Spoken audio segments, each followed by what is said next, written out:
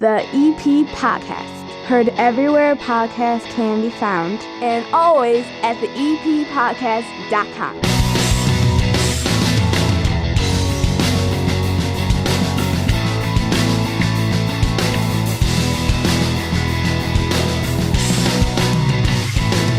The Battle of Evergreen Park continuing right now. The Sweet 16 is happening.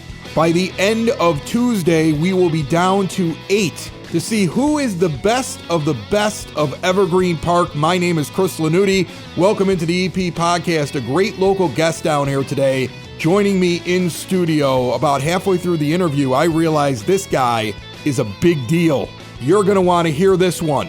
And with school returning, there is something the village and the mayor have been working on for years, and I'm going to illustrate that and put a big, shiny spotlight on it before this show is over. But looking at the matchups right now in the Battle of Evergreen Park, by the time Tuesday has ended, again down to 8, Porter Cullen's and Tavern in the Green are head-to-head right now.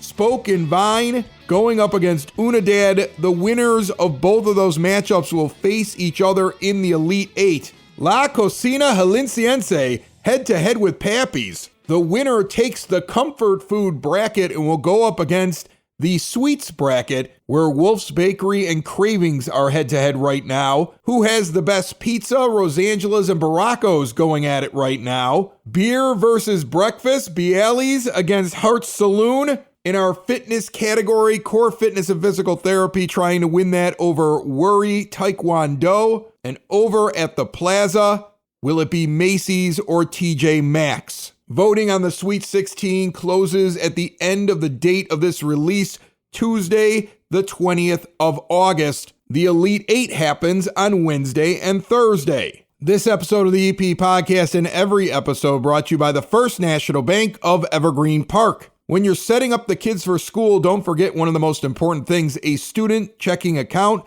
from the First National Bank of Evergreen Park. A debit card of their own, unlimited free in-network ATMs, an easy-to-use mobile banking app. Teens and young adults can start managing their money independently. I dropped my daughter off at college this weekend, did my best as dad to hold it all together as I gave her a hug and sent her on her way. She's got a debit card and an account from the First National Bank of Evergreen Park. And it's kind of fun that the accounts are linked because I can send her money and I can see where she's spending it at. No minimum to open, no minimum balance, no monthly maintenance fees. The First National Bank of Evergreen Park at 95th and Pulaski, member FDIC. Rich Daniels is sitting down here at the 9-Foot Homemade Oak Bar, and he's been on the show before, but by phone, so it's nice to have you down here. How are you? I'm fine. It's great to be with you, Chris. Thanks for having me here today. If people don't know what Rich does, he is one heck of a musician, and you have an orchestra. You play in Evergreen Park, a public concert, I believe, every year. Like, how many years have you done it for? I know this year it's the Labor Day show. I think you did that last year. I don't know if it was always on Labor Day with fireworks and things like that, but I mean, it is something you've been doing for a while in the EP. It has been. This is the 35th year we've done this concert in Evergreen Park. We brought funds from our union, the Chicago Federation of Musicians, to help fund this. The musicians, all 45 of them, work for what we call community service scale, and they're generous with their time and their talent. And we do about 4 or 5 of these shows around the Chicagoland area every year. The fact that I live in Evergreen has made me proud to be able to bring it to Evergreen once a year, too, or actually twice. We do a Christmas concert, too. So the Labor Day celebration has been on there. This concert's been on Labor Day for the past 3 years now. And Mayor Burke said we're going to keep it permanently on Labor Day. It's great. We're over at 91st and California at James Sexton Park. It's a wonderful venue. Right over there. A lot of fun and big crowds they get, and they do fireworks afterwards. And this will be year 35 of a concert in Evergreen, though. So it's been the orchestra is the City Lights Orchestra. And actually, we're celebrating 50 years of the orchestra, which terrifies me, on the 26th of August. We had our first rehearsal 50 years ago on the 26th of August. And at that point, we were called the Big Band Machine, specializing in music from the big band era, and that morphed into City Lights over the years. But it's been a heck of a run. We've been very, very fortunate and blessed in many, many ways. You and I have a few little connections, which is kind of fun because, like, as we're sitting there talking before we started, I was like, you know, I played saxophone. I think you are a sax player, that's right? my only instrument. Yeah. We both had the same high school band director at Brother Rice, Leo Henning. Yeah, he was extraordinary. Leo was a character, and he was a talented man, and he had what I loved about him is Leo not only was a great educator, but he had this great professional career as well for all the years he was teaching. He ran the Lou Breeze Orchestra. And ironically, he was the convention orchestra at the Democratic National Convention in 1968. So for that big convention in Chicago, Leo led the orchestra for the convention, and we only had one other convention in Chicago since then in '96, and now we're having one this coming week. But that was a big deal back in the day. Leo was the convention orchestra for the Democratic National Convention in '68. Wonderful man. His son PJ, another wonderful band director, musician, talented, generous, giving people who I love dearly. And Leo was very much a mentor to me, and PJ's been very much a friend. So it's been great. Yeah, I mean, I find it interesting because I would imagine you were at a point like I was when I was younger. Like I got to a point I got through playing in the band, and I loved playing my saxophone, and I just didn't think that there was a career in playing an instrument.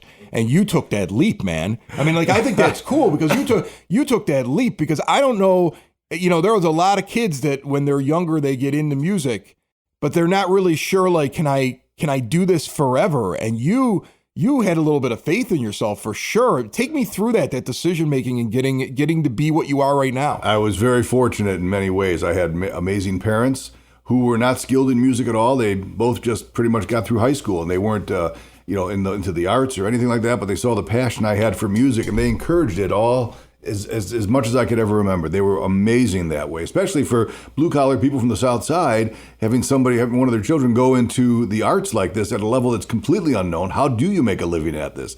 Leo Henning was very encouraging. Many others, a man named Jim Moore, was extraordinarily encouraging. But the irony for me, Chris, is that there was a counselor. Chris and I both went to Brother Rice High School. I'm class of 78. He's much younger, obviously. Class of 95. There you go. I appreciate you making me feel younger. That's still old. Like right now there's kids listening to us like in their 20s, and they're you're both old. Well, I had 4 children, and all of them are in that age range. But when I was at Brother Rice, there was a counselor named Mr. Cummings, who was a wonderful man, and certainly had the best interests of his students at heart. And for me, he did everything he could to talk my parents and me out of allowing me to go into the music industry. He painted a picture of desperation, poverty, drugs, loose women. And I'm thinking, and your point is? No. Man, if I would have had him as a counselor, I might have gotten into But he really pushed hard to stop me. And he said, use it as something you just do on the side. And I had no interest. I was gangbusters. I'm going to do this. And God knows I've been very fortunate in more ways than I could ever count that it happened the way it did. But he tried to. But the point of my story with Mr. Cummings is that he was a counselor at Brother Rice. My son, who's also named Rich, is 34 years old. He'll be 35 next month, and he lives here in the village, and he has a beautiful wife, Maggie, and 2 wonderful children, our grandchildren, Lucy and Patrick. And he is now a counselor at Brother Rice. Oh, that's funny. And he occupies the office that was occupied by Mr. Cummings. Who told you not to get into music? Oh, I'm sure you've told that story too. Oh, yeah. I've told a number of people. But the irony of my son now sits in that office of the counselor who did everything he could to prevent me from going into music. Now, I'm not saying Mr. Cummings still wasn't right. You never know. So, right. If my mother was alive, I'm 64 years old. If Mom was still alive, she'd still be waiting for me to get a real job someday. But no, I mean, Chris, I've been fortunate in ways I can't even count. I mean, I worked in the television industry for 11 of the years of my career in Chicago, and was a music director on amazing television shows, the show Empire. I did all 102 episodes of Empire as the music director for that show. And then I've worked on Chicago Med, and I've worked on the show Boss that shot here in Chicago. I've produced several things for PBS. I've toured nationally and internationally. I can't even begin to count my blessings. I've been fortunate in more ways than Leo Henning. And people like that in my life when I was very young were instrumental in encouraging me, directing me, and helping me achieve the vision and the goals I had in my mind that I was hoping to someday achieve. So, lucky guy. What is that like? I mean, I think this is fascinating. We have somebody here that lives in Evergreen Park that does music on television shows. I mean, is it the way that I kind of picture it? Like they put the show up on a screen and then you're trying to play along with it? Or are you composing songs and then the director is later saying, okay, I want to insert this here, I want to put this here? What you're describing is very much the way music is scored for television and film at a scoring stage. Okay. That's another topic, by the way. I've been heading up a group to try to build a scoring stage in Chicago. It's a very heavy lift. It's an $80 million project. And literally yesterday, the city of Chicago came on board and gave us the land land and the space where we're going to hopefully make it happen. All we have to do now is raise the funds. But to your question about how it's done on television, my role on Empire was the on-camera music director.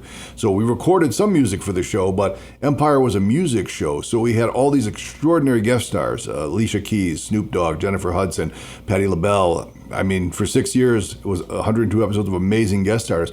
And we would put musicians on camera around them.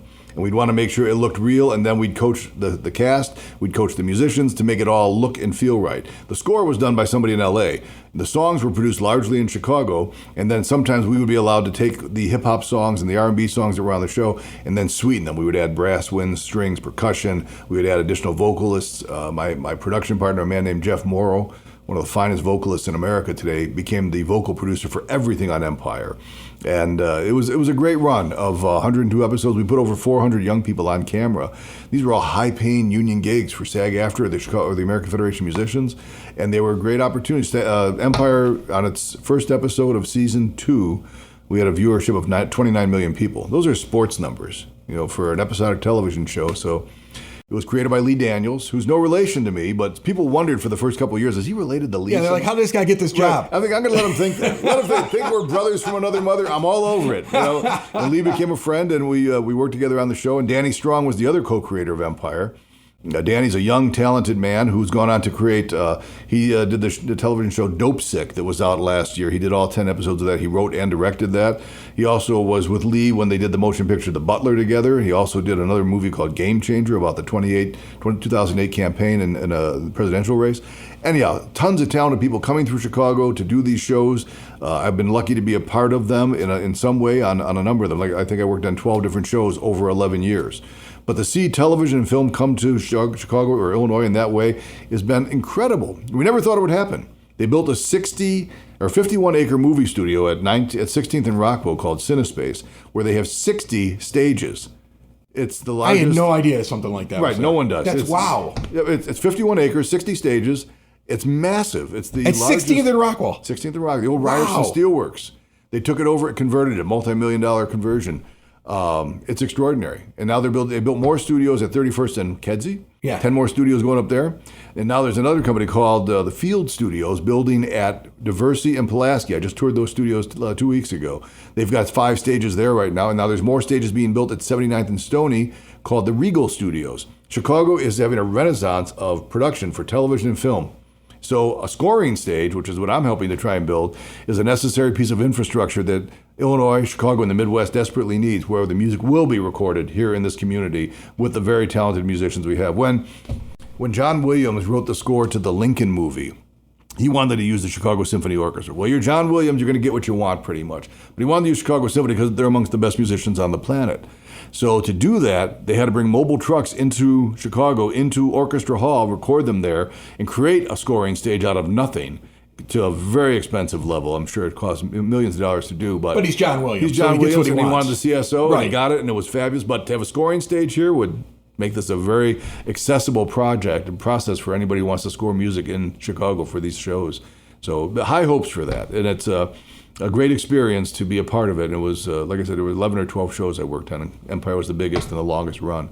6 years. Shows don't run 6 years. That's amazing. And I think this is great. Like we're going to come in, we're going to talk a little bit about your Labor Day show coming up, and I've learned so much just off those couple of questions about what's going on. And what I've also I strayed from your questions. Because what I've also learned is I've learned you're kind of a big deal. Like people don't realize you got somebody who's kind of a big deal here living in the EP. And so as a big deal, is it a competition to get onto the City Lights Orchestra? Like, I mean, is this like one of those things where people want to play for you and there's a process for them to even become part of your group? Sure. There is no audition process for an orchestra like ours. It's largely word of mouth and people who've been with us, some have been with us for decades. People you know, too. Yeah. People you're like, that one's good. The best way for most musicians to get into an orchestra like ours in any community is to know somebody in there and come on as a sub one day. Get to know people, be a sub, do a good job as a sub, get another subbing opportunity, and grow from there. And that's the way most people have come to us over the years. And then some people stay, and we bring them on for decades. So it's we've been very fortunate with that. And again, the orchestra's been a part of extraordinary Chicagoland communities. We played the opening of Millennium Park 20 years ago. We played for every mayor that's been here since my Actually, the first gig we ever worked in February of 1975, I was 14 years old. We had just started the orchestra, was for Mayor Daley. Not the one most people remember, but his father. That's the original right there. The original Mayor Daley. It was towards the end of his life. It was 1974. He died in 76. But it was at Ridge Country Club on the South Side. There were 12 of us in the band. We knew 11 songs. We were terrified. It was just a big political party at the country club. 500 people jammed in to see the mayor. A bunch of kids in the corner making noise. Who cared? But we had a guest artist that day. He was a recently elected alderman who played some piano and said, "Can I play with you guys?" I said, "Sure." I said, "We don't know a lot of songs and we're just feeling our way here, but no, you'll be fine." He sat down and he played a couple of songs with us. That was then newly elected Alderman Ed Burke. And I've mentioned to him many times over the years, he missed his boat. He could have, left that political wagon and jumped into music, everyone. Yeah, that would have been a very different life right there. So this group that we're going to see on the 2nd, and I know a lot of people have already seen them, but some may not have.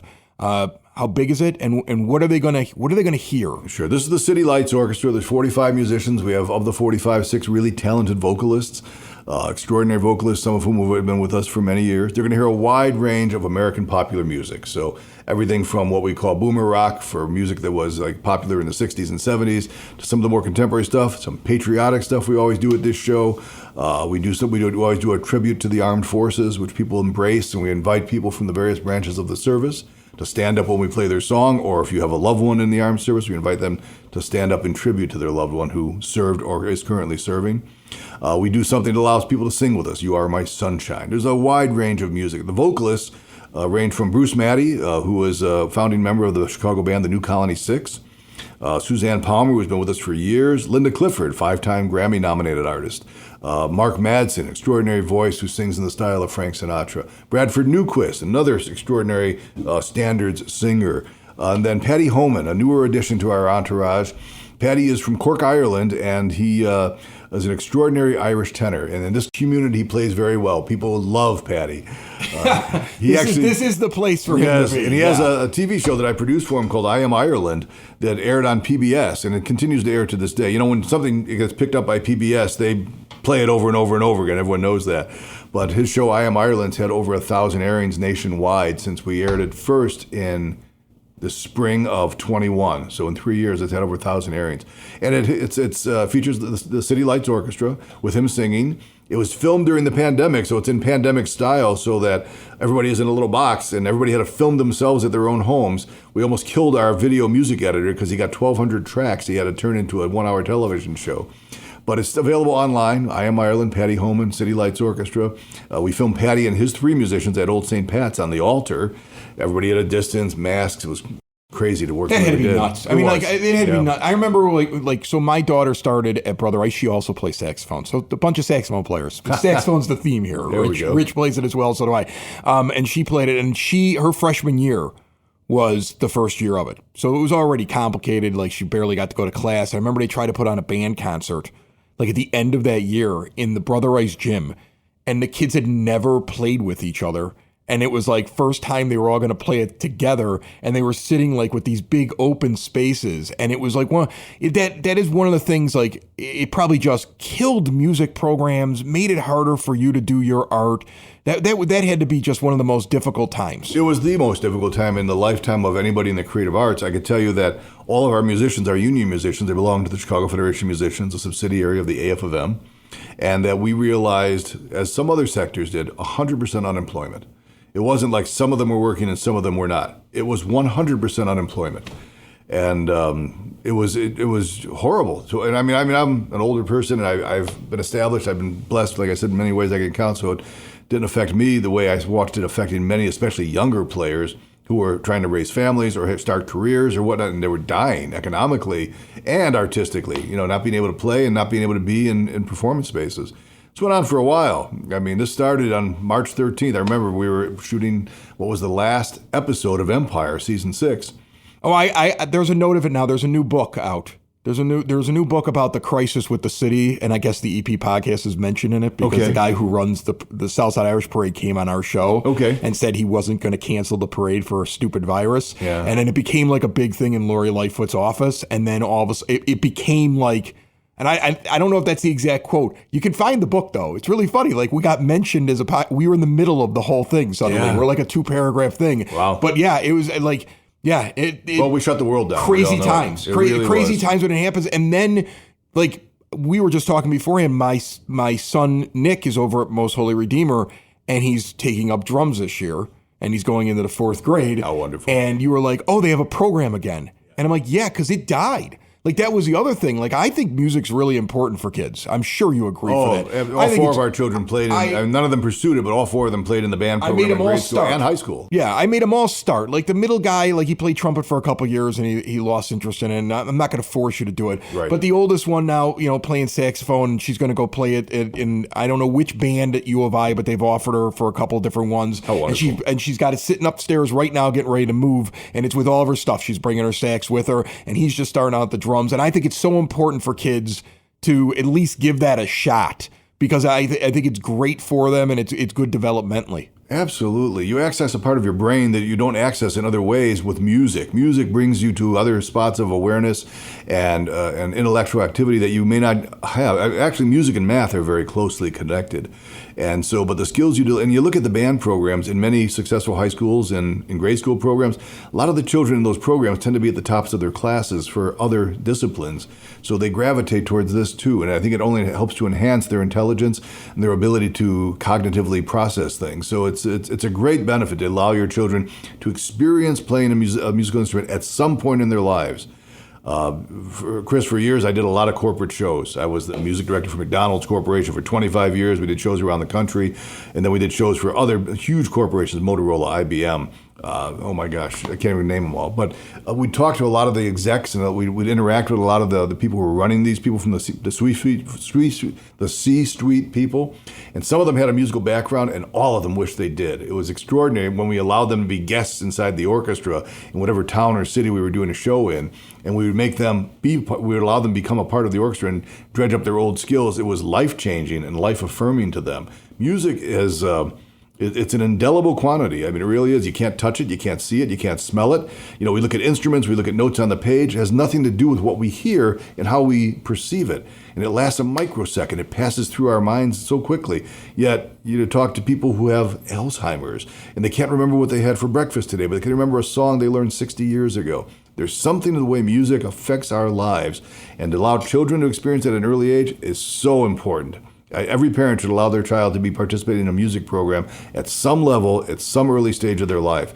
It'll be good for them for the rest of their lives. So, big fan of watching music take a part in young people's lives. Good for you with your children. Thank you. Rich Daniels is a superstar. If you didn't know it before this interview, you know it now. I mean, I think we could sit down here for 2 hours. It's unfortunately a half-hour show, but if you want to go check out Rich and the City Lights Orchestra, and I would suggest you go do it, because as you can tell, these are some extremely talented people who have been doing this for a long time, and one heck of a show. James J. Sexton Park, 91st and Rockwell, on Labor Day, September the 2nd. It kicks off at 5 p.m. Food and beverages available for purchase out there. It's all brought to you by the Evergreen Park Recreation Department, and the fireworks follow the concert at dusk. Do you play during the fireworks? You get out of the way. We don't. We're out of the way. And good for you. I would get out of the way. Can I make one quick plug? Yes. On September 10th, because I've had a lot of people in the village ask me about this. On September 10th, I'm guest conducting the Colorado Symphony at Red Rocks, which is this extraordinary that's awesome. venue. Yeah. I've been to Red Rocks. Okay. Have you been there before? I have. I conducted it back in 2016, the Colorado Symphony, with Warren Haynes. And it's a great experience, and we've had friends fly out. So if anybody wants to come join us on September 10th, come to Red Rocks. It'll be an experience of a lifetime. It's one of the great venues on the planet. It is. It is one of those once-in-a-lifetime experiences, and you must feel pretty lucky to be going out to Red Rocks. To do it again? Yeah. I can't wait. So get out to Red Rocks, or if you can't, Evergreen Park, same thing. Evergreen Park, same thing, just a couple days earlier on the 2nd of September over at Sexton Park. Rich, thanks so much for coming over. Chris, thank you. My pleasure. Building relationships, supporting the community, and service. These are the things that Country Financial stands for. They're more than just an office you may pass by as you drive through Evergreen Park. They're neighbors who lend a helping hand and support the fabric of your community, including charitable organizations, sports, financial education, and civic organizations. And since Country is already your neighbor, they want to get together and chat. Call your local Country Financial representative, Mike Thauer, today at 708-425-5600. 1559 to talk about the things that are important to you and how he can help you protect them.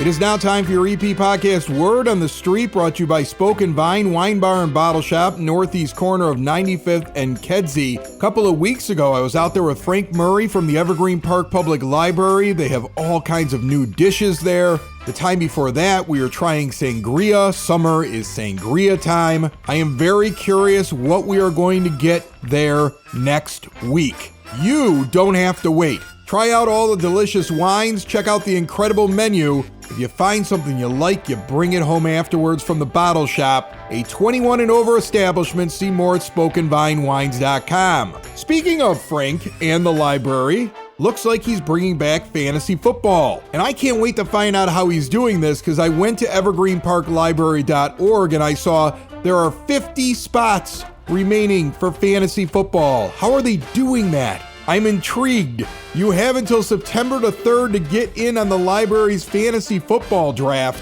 That is the night of the draft at 7 p.m. going until 8:30, quick draft. There are reportedly prizes, and that's why I'm getting into it. And the thrill of defeating Frank at fantasy football. Again, evergreenparklibrary.org to register. Evergreen Park Elementary School District 124 has the Back to School Bash this week. Dr. Jenna Woodland, the superintendent, was just on the EP podcast last week. And go back and listen on demand to all the details and also hear a lot about what's going on in the district new this year. But the EP podcast will be out there this Thursday, August 22nd, kicking off at 5:30, going until 7 at Central Middle School. All kinds of fun for the kids, for adults, for the entire community. We look forward to seeing you out there for Back to School Bash. By now, looking at my calendar, CSX has closed the railroad crossing at 95th and Rockwell. If you have forgotten, I hope you're not trying to get from Western to Kedzie or vice versa right now as you listen to the sound of my voice. This is going to last until September the 2nd. Enjoy looking for those alternate routes. The Illinois Tollway is hosting an iPass on-demand event on August 23rd, 10 a.m. until 2 p.m. at the Community Center, 3450 West 97th Street. iPass sticker tags, account management assistance, pay-by-plate service assistance, and more available. No appointment necessary. The date this episode comes out, Tuesday, August 20th. Water management is flushing fire hydrants. They're going to start over at 87th and Rockwell, working from 87th to 91st and Rockwell to California. If you are a resident there, you may see some cloudy water and you are instructed to just run the faucet for a few minutes until the water clears up. If you have any questions, contact the Village Water Department, 708-229-3361. And I will break a little news here. Hopefully I don't get in trouble for it, but I was just invited yesterday to be out at Evergreen Park's Oktoberfest on Saturday, October the 5th, kicking off at 2 p.m. And of course, I accepted. So mark that date down. I know it's off in the future, but I'm looking forward to another riveting Stein hoisting competition. Now, before I get out of here, I saw a post on Facebook that was on the Village of Evergreen Park official page on the Facebook. And it was one of those monthly or quarterly messages from the Mayor Kelly Burke, who's been on the show so many times. And I thought about bringing her on to talk about this one thing. And I said, we won't bother her. She's very busy. I'll get her when I've got like 4, 5, 10, 20 questions. And this isn't even a question. This is just an observation. Because I read the message and it had all kinds of really great stuff in there, things that are coming up, updates on what's going on in the village. But the first paragraph, talking about back to school, reminding people to tell their kids, cross at the crosswalk, look both ways. And that's not because the kids are a problem, it's because the drivers are a problem. Because she goes on to remind people to be cautious, stop at the stop signs, obey the speed limits, especially in a school zone. This is still one of the major things that the village is constantly working on because people drive like lunatics. And in the summertime, when the kids are not all walking to school during rush hour, I think it gets really bad. And then people forget. And I always see the closest accidents, the near misses in the first couple of weeks of the school season. So let's try to avoid that. But it had me thinking that it feels like this has been an initiative from the mayor for a long time. So I went to the eppodcast.com. And you could do this right now if you want to. You can go to the eppodcast.com. There's a little magnifying glass, a little thing that signifies that you can search something on the site. And you could just put in a keyword and it'll find you every show that has to do with that keyword. So I just put in the keyword traffic. And the results I just had to share with you before the show is over. September 2021, very new to the office, Mayor Kelly Burke. On the program, the title of the show, Mayor Kelly Burke Needs Your Help. And the whole show is about traffic safety and a need to get that under control in the EP. In 2022, the mayor sits down here and talks about new pilot programs, experiments, all kinds of different ways to get people to reduce their speed and drive safely, not just for the children, but for every citizen in Evergreen Park. And then early 2023, she came back on this show and shared the results of all those experiments and talked about the things that worked. Like there was one thing that was really interesting and they weren't sure if they could put it everywhere because of snow plows, but where they reduced the size of a lane and made it thinner near the school because that just made people instinctively slow down. And then they tested the temporary speed signs, but there's certain places they needed them to be permanent. Take a listen. And then we did purchase additional speed wagons, those radar speed wagons that can go to different locations throughout the village. And, I think that we found over the years that having that reminder, hey, you're going, 30 and it's a 20 really does make many people slow down. Not everybody, of course. But then we took that idea and ended up looking at stationary solar powered speed signs that we can put, at permanent locations.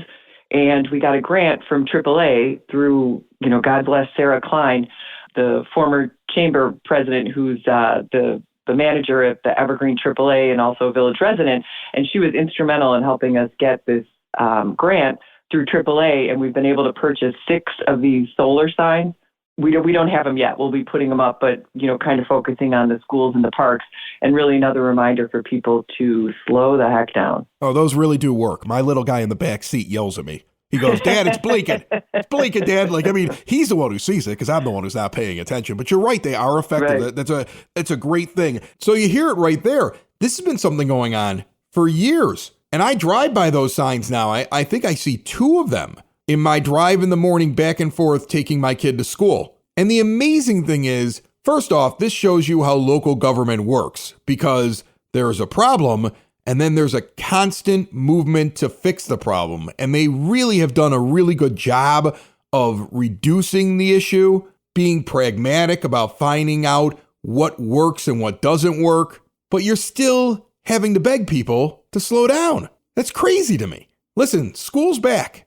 Driving the speed limit for a mile probably adds about 10 to 12 seconds to your journey. That gets negated if you hit the red light anyway. So be safe out there. The kids are back in school. Vote in the EP Podcast Battle of Evergreen Park. Have a wonderful week. And remember to subscribe to the EP Podcast anywhere podcasts can be found and always at the eppodcast.com. It's the EP Podcast. All things Evergreen Park. It's the EP Podcast. Evergreen Park.